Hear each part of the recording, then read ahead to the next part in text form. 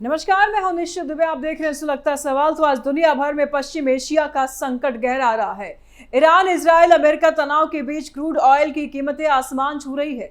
Supply chain बाधित हो रही है, फर्टिलाइजर महंगे हो गए हैं और गोल्ड की डिमांड ने फॉरेन एक्सचेंज पर दबाव बढ़ा दिया है। ठीक इसी वक्त भारत की वित्त मंत्री निर्मला सीतारमण ने मुंबई में एक इवेंट में साफ कहा, हमें 3F यानी कि ट्रिपल F पर तेजी से फोकस करना होगा: फ्यूल, फर्टिलाइजर और फॉरेन एक्सचेंज। प्रधानमंत्री मोदी ने भी हाल ही में देशवासियों से अपील की है कि पेट्रोल डीजल बचाए, गोल्ड खरीदना टाले, अनावश्यक विदेश यात्राएं कम करें और खेती में केमिकल फर्टिलाइजर आदा करें। यह कोई साधारण अपील नहीं है, यह वैश्विक तूफान का सामना करने की रणनीति है। भारत दुनिया का तीसरा सबसे बड़ा क्रूड आयातक है।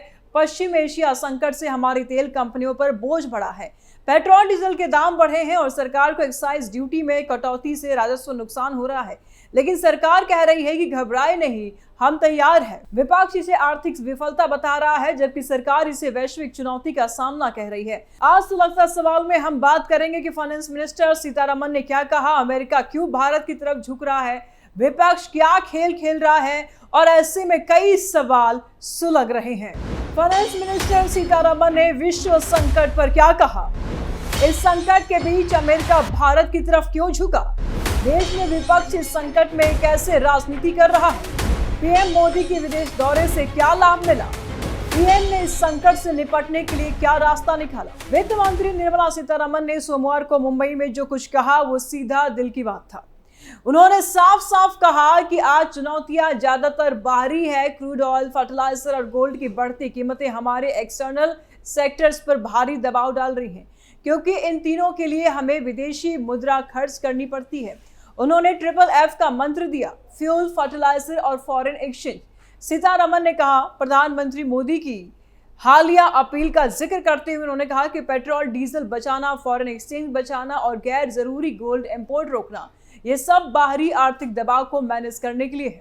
पश्चिम एशिया में स्ट्रेट ऑफ हॉर्मुज का तनाव, एनर्जी मार्केट का उतार चढ़ाव, सब कुछ हम पर असर डाल रहा है। भारत क्रूड का बड़ा कंज्यूमर है। कीमतें बढ़ने से तेल कंपनियों को नुकसान हो रहा है। पेट्रोल डीजल के दाम चौथी बार बढ़े हैं। तकरीबन अगर देखा जाए तो 7 रुपए और 7.5 रुपए लीटर तक दाम बढ़े हैं। सरकार ने एक्साइज ड्यूटी घटाई है, जिसमें FY27 में 1 लाख करोड़ का राजस्व नुकसान होगा। लेकिन फाइनेंस मिनिस्टर ने जोर दिया कि MSME सेक्टर को सपोर्ट करना जरूरी है। सरकारी कंपनियां 45 दिन में पेमेंट करें, क्योंकि तकरीबन 8 लाख करोड़ के पेमेंट अटके हैं, जो छोटे बिजनेस के लिक्विडिटी खराब कर रहे हैं। उन्होंने ये भी कहा कि हमें डरपोक नजरिया नहीं अपनानी चाहिए। भारत के एक्सपोर्ट्स अभी भी स्टेबल है, लेकिन वैश्विक वैलेटिलिटी दबाव डाल रही है। सीतारमण की ये बातें सिर्फ चेतावनी नहीं बल्कि कॉल टू एक्शन है।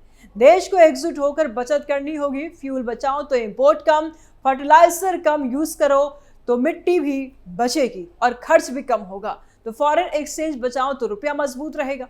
यह वैश्विक संकट का सामना करने का भारतीय तरीका है: सावधानी, आत्मनिर्भरता और सामूहिक प्रयास। जाहिर सी बात है कि वक्त समझदारी का है। सरकार घबराई नहीं है बल्कि पूरी तरीके से तैयार है और हर नागरिक का योगदान यहाँ पर देना जरूरी है। इस संकट के बीच अमेरिका भारत की तरफ क्यों झुका? देखिए, वैश्विक संकट में रणनीतियां बदलती हैं। अमेरिका क्यों भारत की तरफ देख रहा है? कारण साफ है। पश्चिम एशिया में तनाव बढ़ा तो एनर्जी सप्लाई चेन प्रभावित हुई। भारत अमेरिका के लिए स्टेबल पार्टनर है। दोनों के बीच डिफेंस, टेक्नोलॉजी, एनर्जी और ट्रेड में गहरे संबंध है। पीएम मोदी की विदेश दौरे और क्वाड जैसे प्लेटफॉर्म ने साझेदारी को मजबूत किया। अमेरिका चाहता है कि इंडो पैसिफिक में चीन का काउंटर बैलेंस भारत करे। ट्रेड में भी दोनों तकरीबन $500 बिलियन टारगेट की बात कर रहे हैं और हाल के विकास में यूएस इंडिया कॉम्पैक्ट जैसे समझौते आए हैं, जो मिलिट्री, कॉमर्स और टेक्नोलॉजी पर भी फोकस करते हैं। संकट के समय अमेरिका को भारत जैसे बड़े मार्केट और डिफेंस पार्टनर की जरूरत है। भारत रूस से सस्ता तेल ले रहा है, जो अमेरिका को भी अप्रत्यक्ष रूप से फायदा दे रहा है, क्योंकि ग्लोबल सप्लाई बैलेंस बना रहता है।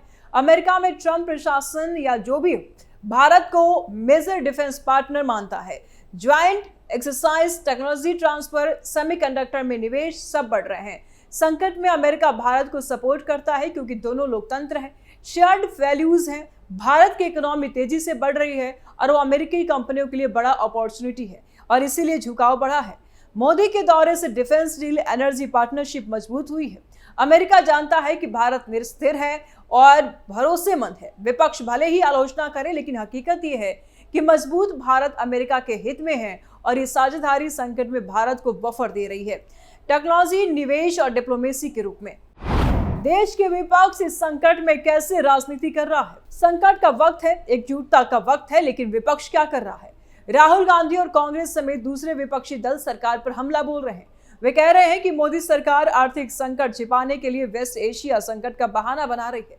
राहुल ने कहा कि सरकार 1 साल में गिर जाएगी, जनता नाराज है। वे पेट्रोल डीजल बढ़ोतरी, रुपया कमजोर होने और महंगाई को मोदी की नीतियों की नाकामी बता रहे हैं। कांग्रेस का आरोप है कि पहले से इकोनॉमी कमजोर थी और अब बहाने बना रहे हैं। कुछ दल पीएम के विदेश दौरे को भी टारगेट कर रहे हैं। राहुल गांधी ने कई बार टारगेट किया है, कह रहे हैं कि देश में संकट है और पीएम विदेश घूम रहे हैं।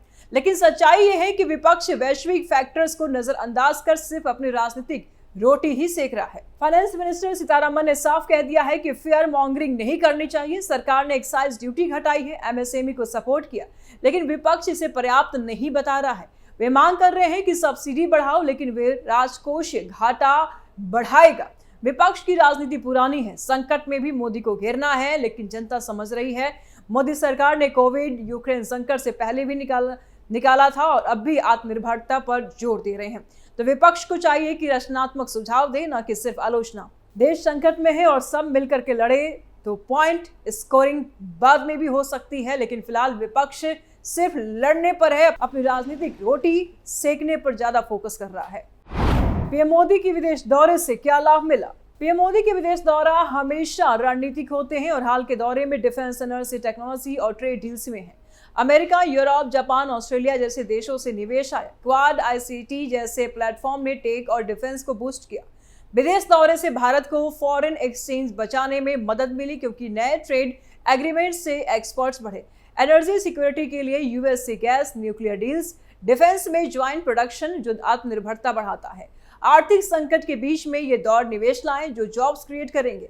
मोदी की पर्सनल केमिस्ट्री नेताओं से काम आई है, तो वैसे संकट में भारत की इमेज मजबूत हुई है। स्टेबल ग्रोइंग इकोनॉमी, विरोधी भले टूरिज्म कहें, लेकिन रिजल्ट साफ है। बिलियंस ऑफ डॉलर के डील हुए हैं। ये भारत को वैश्विक प्लेयर बनाता है।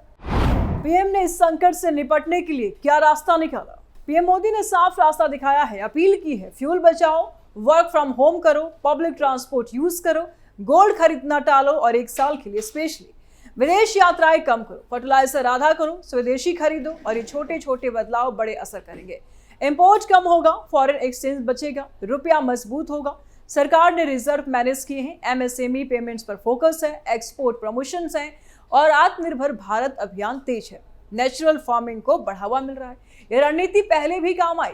मोदी सरकार का ट्रैक रिकॉर्ड संकट प्रबंधन का अच्छा है। फिलहाल जनता भी साथ दे रही है। जनता साथ दे तो भारत इस तूफान से भी निपट जाएगा। अपनी राय आप कमेंट बॉक्स में जरूर दें। वीडियो को लाइक करें, ज्यादा से ज्यादा शेयर करें, चैनल को सब्सक्राइब करें। जल्द मिलते हैं नए अपडेट के साथ। दीजिए इजाजत, नमस्कार।